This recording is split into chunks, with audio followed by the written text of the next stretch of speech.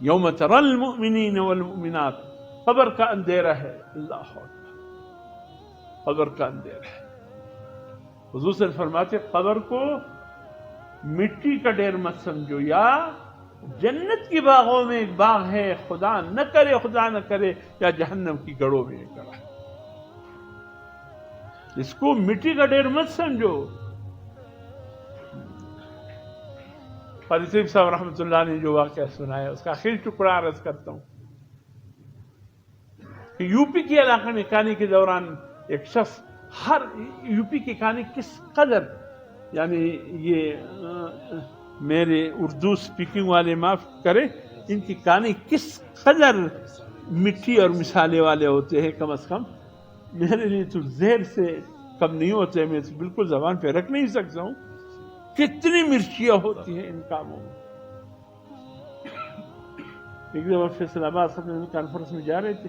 ساتھیوں نے کہا یہاں کسی ہوٹل میں کھانا کھاتے ہیں، میں نے کہا کھانا کھاتے، ایک لقمہ کھایا تو میرے دماغ الٹ ہو گیا، بورچی کو مارنے لگا، پتہ نہیں مجھے کیا ہو گیا۔ پھر جب ٹھیک ہو گیا میں نے کہا کیا ہوا؟ کہا کیا ہو گیا آپ کو؟ میں نے کہا میری مرچی نے میرے دماغ ہی الٹا دیا تھا،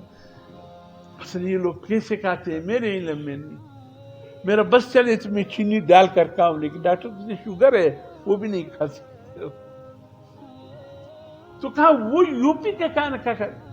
ایسا مٹھاس نہیں رہتے۔ طیب صاحب میں انسان ہے، جس طرح امام احمد بیٹھے ہیں میں بیٹھا ہوں، اس طرح ہم آمنے سامنے بیٹھے تھے۔ قاری طیب صاحب یہ 1974 کی بات کر رہا ہوں، میں طالب العلم تھا، خالی منہ چاہتے، داڑھی نہیں تھی میری اس وقت، ایک تپائی پڑا تھا، قاری طیب صاحب بیان کر رہے تھے، اللہ اکبر، اس وقت ذہن میں محفوظ ہو گیا، اگرچہ ان کی بعض کتابوں میں یہ واقعہ پھر آیا، لیکن میں نے خود ان سے سنا۔ فرمایا وہ جو کانے کے ساتھ مٹھاس کا ذائقہ لیتا تھا، میں نے کہا میاں کیا کر رہے ہو، اتنے سخت مرچوں والا کانے اور تم مٹھاس کے ساتھ کھا رہے؟ جیسے قاری صاحب واللہ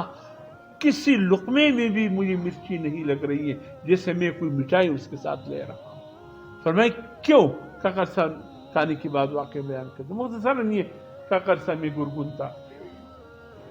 قبریں بناتا تھا۔ ایک دن لوگ آئے، انہوں نے کہا کہ 5-6 بندے کہ بھئی ایک قبر کھودنا، کہتے میں نے قبر کھودا، میں نے کہا جس طرح پوچھتے ہیں گورکن بھئی قد کیا ہے، لمبا ہے چھوٹا ہے، اس کے مطابق بنائیں، کہتے انہوں نے میری طرف ایسے دیکھا اور کہا تمہارے خط کے برابر ہے، کہتے میں نے اس کو بنا لیا، عین دوپہر کا وقت تھا، سورج تقریباً زوال ہو چکا تھا، میں نے لحد بنا لی اور میں اوپر کر کے دیکھنے لگے کہ وہ لوگ آ رہے کہ نہیں، کوئی دور سے کوئی نظارہ نہیں تھا،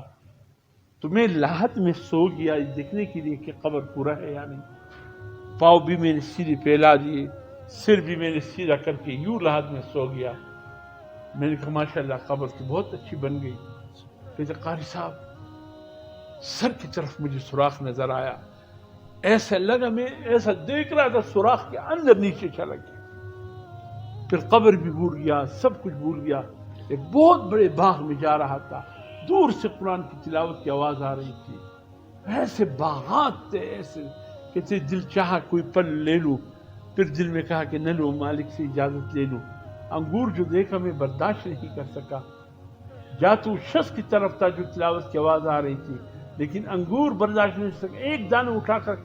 اس زبان پہ میں نے رکھا، ایسا دھماکہ ہوا جیسے کوئی بم پڑ گیا ہو، میں نے اپنے آپ کو دیکھا کہ میں قبر سے باہر تھا۔ قاری صاحب وہ انگور کا دانہ آج تک میری زبان سے اس کی مٹھاس نہیں جاتی۔ اللہ کبھی کبھی نظارے دکھا دیتے ہیں۔ حضور نے فرمایا قبر کو مٹی کا ڈھیر مت سمجھو، یہ جنت کی باغوں میں سے ایک باغ ہے، یا خدا نہ کرے جہنم کی گڑھوں میں سے ایک گڑھ ہے۔ اللہ کبھی باغ دکھا دیتے ہیں، اس کو دکھانے والوں کو دکھایا، بہت سے ایسے واقعے